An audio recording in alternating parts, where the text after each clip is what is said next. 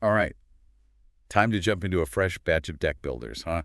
Always a good time for new card games. This month, we're checking out 3 indie titles that all dropped in September 2024. Talk about a packed month. Yeah, September was nuts for releases. Makes it tough to keep up. Tell me about it. So we're doing what we do best, diving into the marketing, but also, and this is key, seeing what actual players are saying out there in the wild. Gotta cut through the hype, see if these games live up to the promises. Exactly. First up is Lost in Fantaland, launched September 26th. And get this. Okay, I'm intrigued. Hit me with it. It matches up deck building with grid-based tactics. Think you're just building a deck. Think again. No, that's an interesting twist. So how does that actually play out? I'm imagining, like, card synergies matter, but so does your positioning on a battlefield. You got it. Reviewers are comparing it to Into the Breach, where a single move can make or break your strategy. And from what I'm seeing, Lost in Fantaland doesn't skimp on content either. We're talking 6 characters to choose from, over 300 cards to experiment with, even in Ascension mode for those who like a real challenge. Sounds like there's a lot to chew on. Though, I've got to ask, with that many cards and characters, any balance issues popping up in the early reviews? Now that you mention it, a few folks have mentioned the difficulty curve can be a little all over the place depending on your build. But hey, that's where player impressions are super valuable, right? One person claimed to have poured over 124 hours in already, and they're still loving it. Wow, 124 hours, that's dedication. Anything in particular keeping them hooked? Seems like they're big fans of the Trickster class, which is all about manipulating traps and environmental hazards to outsmart your enemies. Sounds pretty unique. Definitely piques my interest. It's always cool to see games that encourage you to use the environment to your advantage. Right. And that lines up with what a lot of the reviews are highlighting. The unique mechanics are a big draw. I even saw a couple folks comparing it to both Final Fantasy Tactics and Slay the Spire.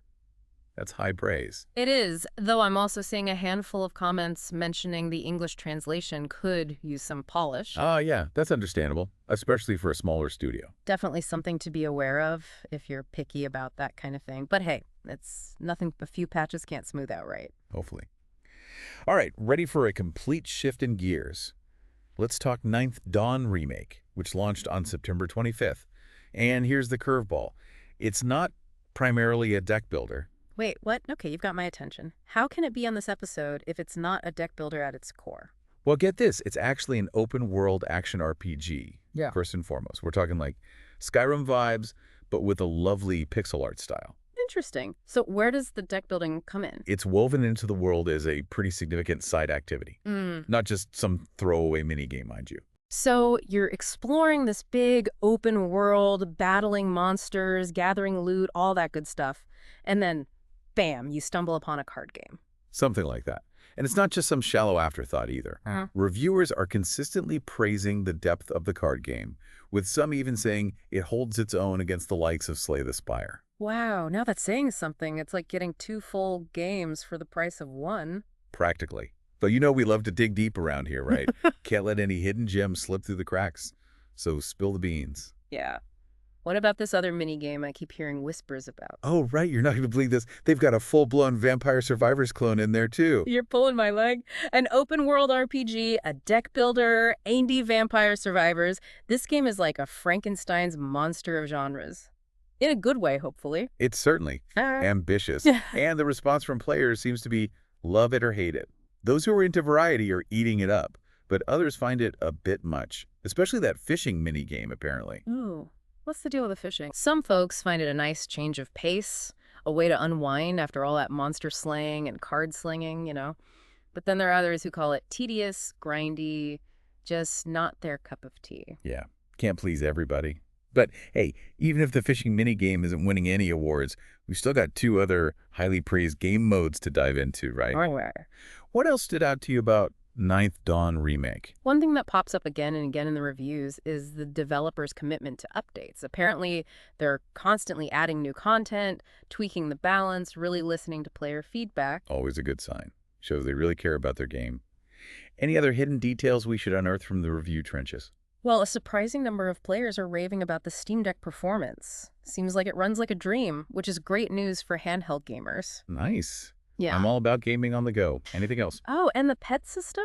That's gotten surprisingly positive feedback. It's not just a cosmetic thing either. Apparently you can evolve your pets, teach them new skills. There's a surprising amount of depth there. Hold on, so I can build a deck of destruction, explore a massive open world, and amass an army of adorable, evolved pets. This game just keeps on giving.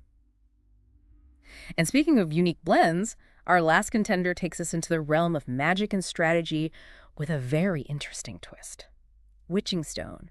It launched on September 16th, and get this, it combines deck building with, wait for it, match 3 puzzles. It's a wild combination, right? I was skeptical at first, I'll admit, but the way they've woven those elements together is actually quite clever. Okay, now I'm intrigued. So instead of playing cards directly, I'm matching gems on a grid to power them up or something. How does that even work? It's more like you're matching gems to generate resources, which you then use to cast spells from your deck.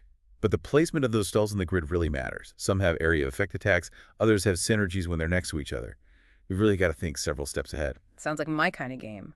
Though with all those potential combinations, it must be easy to get stuck overthinking your moves, right? You'd think so, wouldn't you? But actually, a lot of reviewers specifically praise Witching Stone for its relatively low decision pressure. You see all the possible build options before you commit to a floor, so you can take your time, experiment a bit, without feeling rushed. That's a nice change of pace. So many roguelikes are all about that think fast, die faster mentality, so it's refreshing to hear about one that lets you strategize at your own pace. Yeah.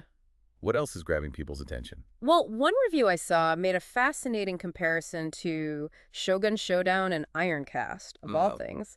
They said Witching Stone has that same kind of strategic depth as Shogun Showdown, but with a more tactile, satisfying gameplay loop that reminds them of Ironcast. Wow, that's high praise. 2 very different games, but both excellent in their own right.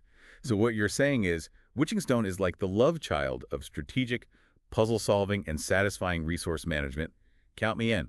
And for anyone out there who loves to game on the go, good news. Looks like Witching Stone is a perfect match for the Steam Deck. Yeah, tons of reviewers mentioned that. Seems it runs flawlessly, whether you're using a controller or a mouse and keyboard.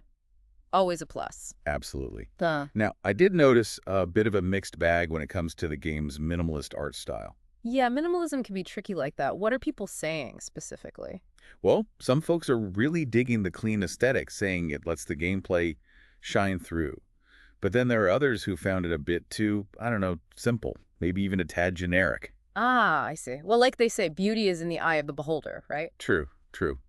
It's all subjective in the end. But hey, that's what makes these deep dives so interesting, getting into the nitty-gritty of what works and what doesn't. Totally. Gotta love a bit of healthy debate, right? Keeps things spicy. So, let's zoom out for a sec. We've covered 3 very different indie deck builders today, each with its own unique flavor. From tactical grid combat to open-world exploration to puzzle-infused strategy, there's something here for every type of deck-building enthusiast. What a wild ride. Yeah. Really goes to show you how much life there is in this genre. It's incredible how creative developers are getting, blending deck building with all sorts of other genres. I mean, who would have thought that a match 3 puzzle game and a deck builder could work so well together? Right. It's really exciting to see these boundaries getting pushed. Speaking of which, out of these 3 games, which one has you most curious? Ooh, that's a tough one. Honestly, they all have me itching to dive in. But if I had to pick just one right now, I got to go with Lost in Fantaland. That blend of tactical combat and deck building just really sings to me. Plus, I'm a sucker for anything with a good trickster class. What about you? It's a tough call, that's for sure. Lost in Fantaland does sound incredible, but that open world in Ninth Dawn Remake is calling my name. Who knows, maybe I'll get completely sucked into Witching Stone and its puzzly goodness. The possibilities are endless. But hey, enough about us. We want to hear from you. Which of these indie deck builders has piqued your interest the most? Let us know in the comments below. And hey, while you're at it, why not share any hidden deck building gems you've stumbled upon? We're always on the lookout for the next great card game.